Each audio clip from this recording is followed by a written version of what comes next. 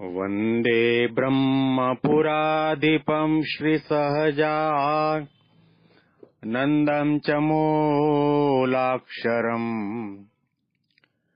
श्रेयस्कारणसद्गुणैकनिलयम् श्रीप्रागजिह्वावत ब्रह्मोपासनधारकं गुरुहरिं यज्ञं तथा योगिनम् प्रीत्येवं प्रमुखं महन्तमनिशम् श्रीजीस्वरूपं मुदा। મહિમાનો મહિમા પ્રવચન માળામાં સૌને સાષ્ટાંગ પ્રણામ. જય સ્વામિનારાયણ. ગઈકાલે 64 પદીના 33મા પદની અંદર આપણે પ્રવેશ કર્યો.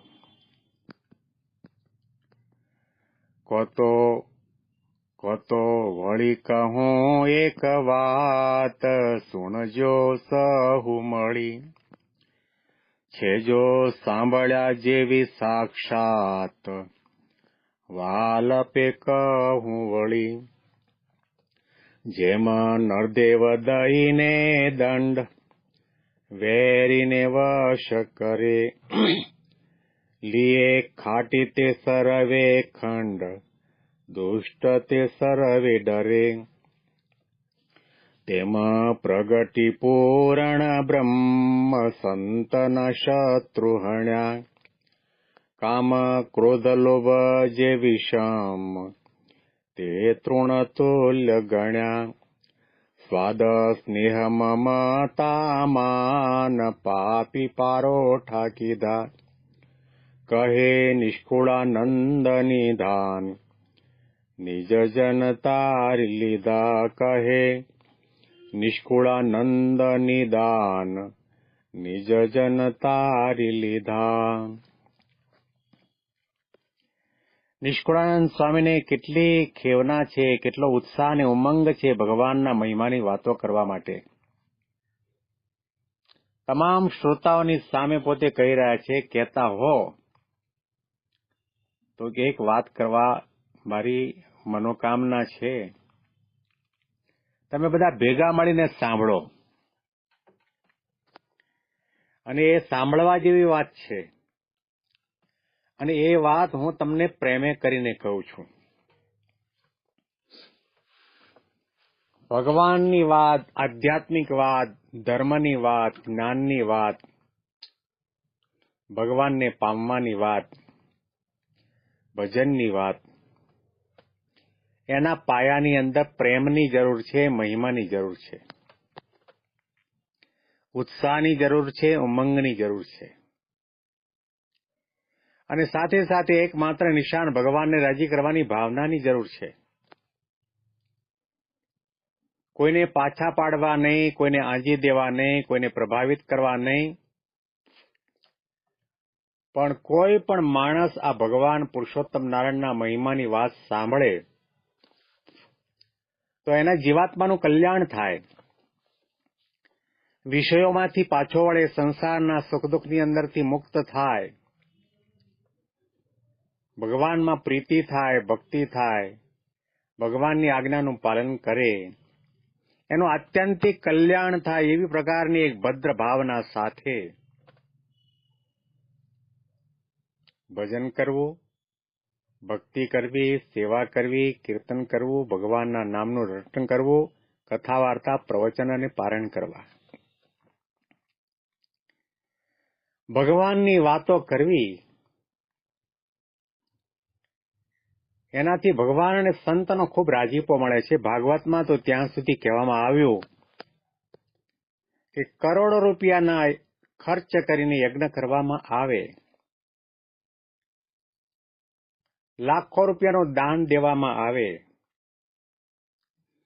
ઘણા વર્ષો સુધી તપ કરવામાં આવે અને ઘણી સાધના કરવામાં આવે, તો પણ ભગવાનની કથા વાર્તા કરવી, ભગવાનના મહિમાની વાતો કરવી, ભગવાનનું ભજન અને કીર્તન કરવું એના તુલનામાં ન આવે. જેણે કરીને ભગવાન અને સંત રાજી થાય. મહારાજને ગુણાતીતાનંદ સ્વામીએ પ્રશ્ન પૂછ્યા કે આ ચારમાં મારે શું કરવું, કયું સાધન છે શ્રેષ્ઠ છે? વાતો કરવી, માંદા સાધુની સેવા કરવી, આત્મારૂપે વર્તવું. અને મહારાજે એક ક્ષણનો વિલંબ કર્યા સિવાય ગુણાતીતાનંદ સ્વામીને કહ્યું કે વાતો કરવી તે શ્રેષ્ઠ છે. અને સ્વામીએ કહ્યું કે જ્યારથી મહારાજે કહ્યું કે વાતો કરવી શ્રેષ્ઠ છે ત્યારથી આ વચનામૃતનો ચોપડો બંધ કર્યો જ નથી. 8 પુરાણી બદલાઈ જાય, અખંડ કથા વાર્તાનો અખાડો એમણે ચાલુ રાખ્યો છે. જેને ભગવાનનો મહિમા સમજાયો છે, જેને ભગવાનને રાજી કરવા છે, જે વ્યક્તિને પોતાની નજરની સામે ભગવાનના મહાન મહાન મહાન મહાન મહાન અતિશય મહાન ઉપકારનો ખ્યાલ છે, એ વિચારે છે કે દુનિયામાં લાખો માણસો એવા છે કે જેને જબાન નથી, બોલી નથી શકતા. ભગવાને મારા ઉપર કેવી કૃપા કરી કે મને જબાન આપી બોલી શકું છું. અને આ જબાન દ્વારા મને મળ્યા એવા જે પરબ્રહ્મ પુરુષોત્તમ નારાયણ સર્વોપરી સહજાનંદ સ્વામીના મહિમાની વાતો ન કરું તો મારા જેવો કોઈ નાલાયક નહીં, નીચ નહીં, અધમ નહીં, પાપી નહીં, મારા જેવો કોઈ કૃતજ્ઞ નહીં. આવા પ્રકારના વિચારની સાથે ભગવાનના મહિમાની વાતો કરતા જ રહેવું, કરતા જ રહેવું. દેહ છે, શરીર છે, સુખ અને દુઃખ આવવાના, રોગ થવાનો, માંદું પડવાનું. સંસારમાં છીએ, સંસારનો વ્યવહાર ઊંટના બેસણા જેવો છે, એની અંદર હેલ્લા આવતા જ રહેવાના. પરંતુ એની અંદર પણ એ તમામ દુઃખને વિદારીને, દૂર કરીને, વિસારીને ભગવાનના મહિમાનું ગાન કરતા રહીએ. જોઈ લો ભગતજી મહારાજ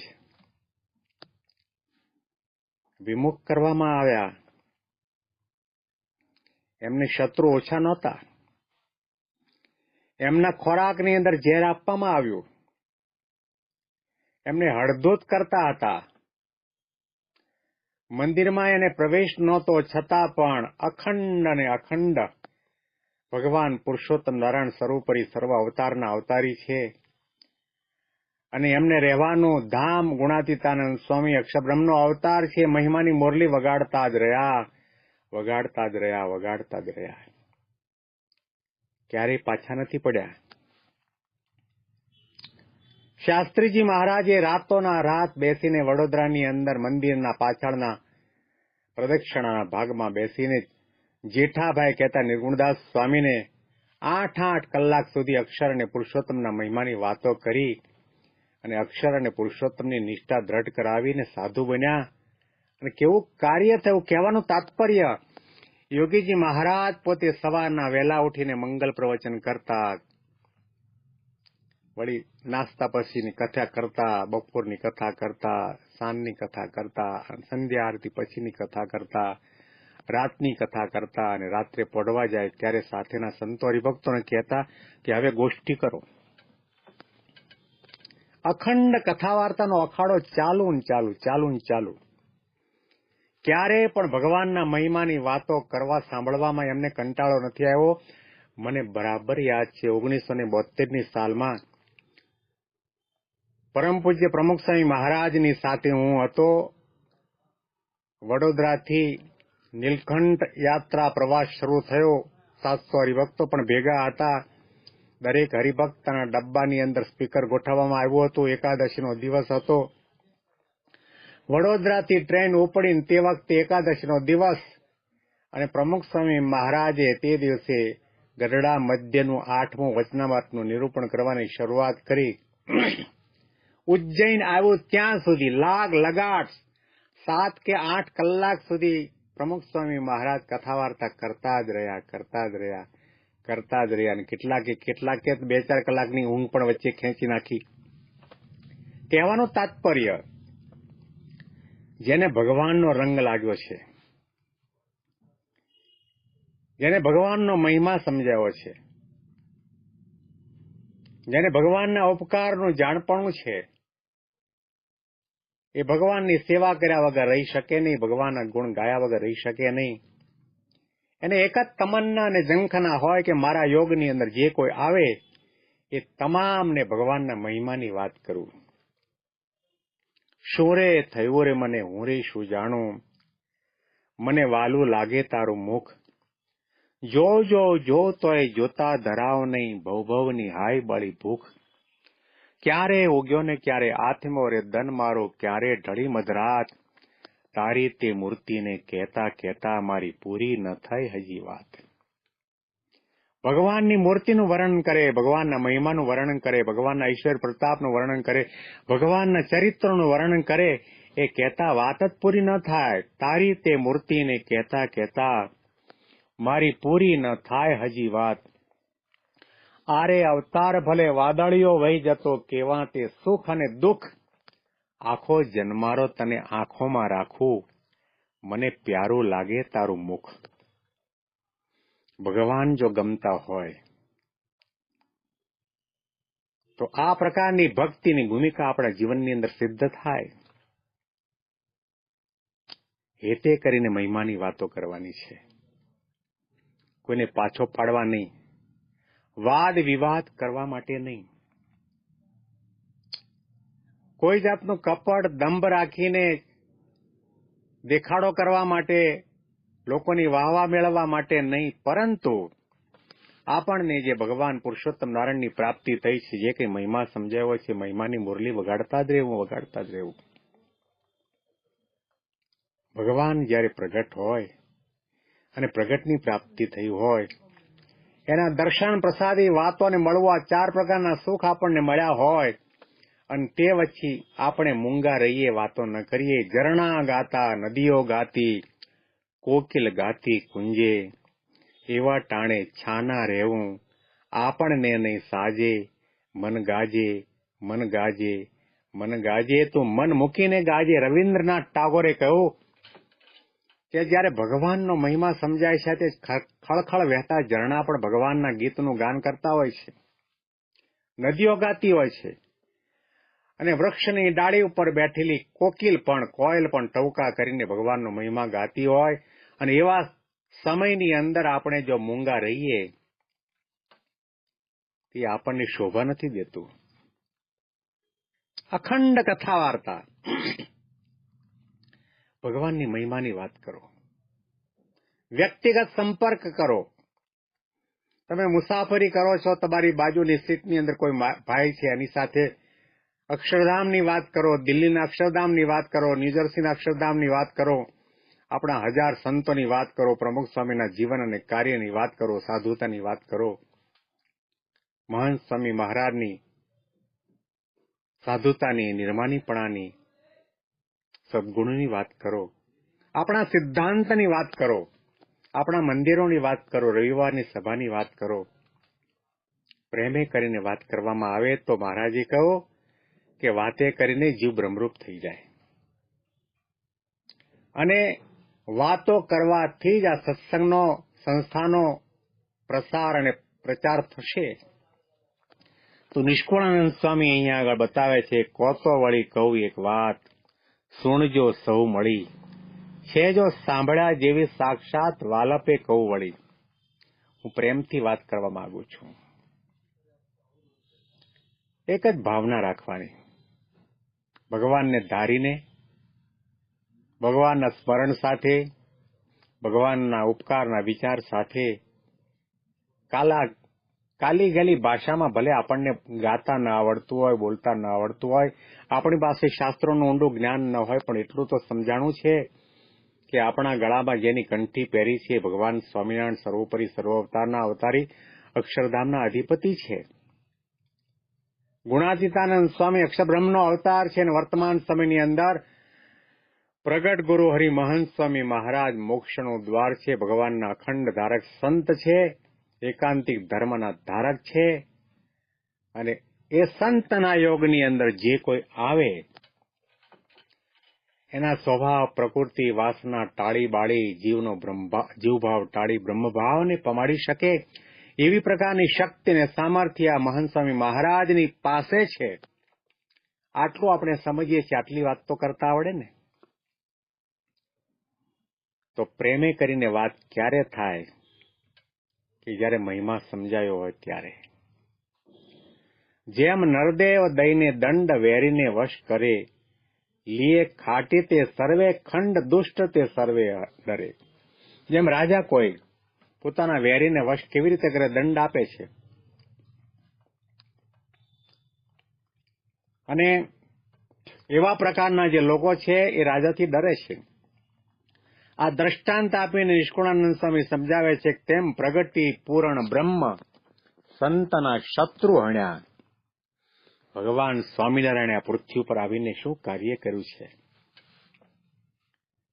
કે પોતાના યોગની અંદર જે સંતો ભક્તો પાત્ર કુપાત્ર જે કોઈ આવ્યા તે તમામના અંતઃશત્રુને હણ્યા છે, નાશ કર્યો છે. કામ, ક્રોધ, લોભ આવા જે વિષમ દુર્ગુણો છે જેને ટાળવા માટે વર્ષો સુધી સાધના કરવામાં આવે, તપ કરવામાં આવે તો પણ ન ટળે. એ તમામ દોષોને તૃણ સમાન ગણીને એને બાળી નાખ્યા છે. અને એટલા માટે મુક્તાનંદ સ્વામીએ પોતાના એક પ્રભાતી પદની અંદર ગાયું છે, વિષય વાયુ વડે તરણ જેમ ઉડતી, વિષય વાયુ વડે તરણ જેમ ઉડતી, માવજી મેરુને તુલ્ય કીધા, માવજી મેરુને તુલ્ય કીધા. પંચ વિશ્વરૂપી વાયુ દ્વારા જેમ તૃણ ઉડી જાય, નાનું સરખું ઘાસનું તણખલું ઉડવા માંડે, જ્યાં સુધી ભગવાન પુરુષોત્તમ નારાયણ સહજાનંદ સ્વામી નહોતા મળ્યા ત્યારે મારી આ સ્થિતિ તણખલા જેવી હતી. પરંતુ ભગવાન પુરુષોત્તમ નારાયણ સહજાનંદ સ્વામી મળ્યા, માવજી મેરુને તુલ્ય કીધી. મને કેવી બનાવી દીધી? મેરુ પર્વત સમાન અડગ બનાવી દીધી. ગમે તેવા વાયરા વાય, ગમે તેવી સ્પીડની અંદર વાતા હોય છતાં પણ મારો વાંકો વાળ ન થાય, હું ચડાઈમાં ન થાવ, સ્થિર થઈ ગઈ. એમ સ્વામી અહીંયા આગળ કહ્યું કે ભગવાન સ્વામિનારાયણ પોતે સર્વોપરી સર્વાવતારના અવતારી કઈ રીતે છે કે પોતાના યોગની અંદર આવેલા એને નિર્માની બનાવ્યા, નિષ્કામી બનાવ્યા, નિર્લોભી બનાવ્યા, નિસ્વાદી બનાવ્યા, અંતઃશત્રુને ટાળ્યા, સ્વાદ સ્નેહ મમતા માન પાપી પારોઠા કીધા, કહે નિષ્કુળાનંદ નિદાન નિજજન તારી લીધા. પોતાના શરણમાં જેટલા આવ્યા એ બધાને બહુ સાગરથી પાર ઉતારી અક્ષરધામના અધિકારી બનાવ્યા છે. સંતોને નિસ્વાદી બનાવ્યા, નિષ્કામી બનાવ્યા, નિર્લોભી બનાવ્યા, નિર્માની બનાવ્યા, નિસ્નેહી બનાવ્યા, ભક્ત બનાવ્યા. જે ભક્તના હૃદયની અંદર સ્વાદ ન હોય, માન ન હોય, કપટ ન હોય, દંભ ન હોય, છળ ન હોય, મારું તારું વેરઝેરની ભાવના ન હોય, એ ભક્તના આંખમાં, કાનમાં, જબાનમાં, મનમાં અને આત્મામાં, દિલમાં ભગવાન સિવાય કંઈ ન હોય એવું ક્યારે બની શકે? જ્યારે એના અંતઃશત્રુ ટળી જાય પછી એને ભગવાન ભગવાન ભગવાનમય એનું જીવન બની જાય. એવી પ્રકારની આધ્યાત્મિક ભૂમિકા સુધી મૂકી દીધા છે ભગવાન સ્વામિનારાયણે. ભગવાન સ્વામિનારાયણે કેવા કાર્ય કર્યા છે. સહજાનંદ સ્વામી રે ના પ્રકટત આ સમય રે, સહજાનંદ સ્વામી રે હે ના પ્રકટત આ સમય રે, પ્રાણી કોઈ પામત નહીં ભવ પાર, પ્રાણી કોઈ પામત નહીં ભવ પાર, સહજાનંદ સ્વામી રે હે ના પ્રગટત આ સમય રે. કોઈ પણ જીવ ભગવાનના ધામનો અધિકારી ન થઈ શકે, કારણ કે ભગવાન સ્વામિનારાયણનો अवतार આ पृथ्वी पर अनादि अज्ञान के नाश के वास्ते हुआ है. दूसरा जो अवतार है वो कार्य कारण अवतार है. महाराज के मेरा अवतार अनादि अज्ञान के नाश के वास्ते हुआ है. એવા ભગવાન સ્વામિનારાયણનો મહિમા અતિ અપાર અતિ અપાર અતિ અપાર મહિમા છે. તો ભગવાનના અને ભગવાનના ધારક સંતના ગુણાતીત પુરુષના મહિમાની વાતો હંમેશા માટે કરવી અને મહિમાની વાતો સાંભળવાથી, મહિમાની વાતો કરવાથી આપણા જીવમાં બળ આવશે, ક્યારેય નાસીપાસ નહીં થવાય, આપણી અસ્મિતા જાગશે, અહોભાવ જાગશે, આપણને અખંડ અખંડ આનંદના ફુવારા હૈયાની અંદર છૂટશે અને એવો કેફ રહ્યા કરશે કે મને ભગવાન પુરુષોત્તમ નારાયણ સહજાનંદ સ્વામી મળ્યા છે. આ આપણી મોટી સેવા છે. આ મહિમાની વાતો આપણે છેલ્લા કેટલાય દિવસોથી સાંભળીએ છીએ, કરીએ છીએ. હવે એ આપણા જીવનની અંદર સિદ્ધ થાય. જે કંઈ વાતો કરી છે, જે વાતો સાંભળી છે, એનો સાક્ષાત્કાર થાય એવી ભગવાન સ્વામિનારાયણ અને ગુરુહરિ મહંત સ્વામી મહારાજના ચરણ કમળમાં પ્રાર્થના કરીએ. મહિમાની વિશેષ વાતો આપણે આવતીકાલના પ્રવચનની અંદર સાંભળીશું.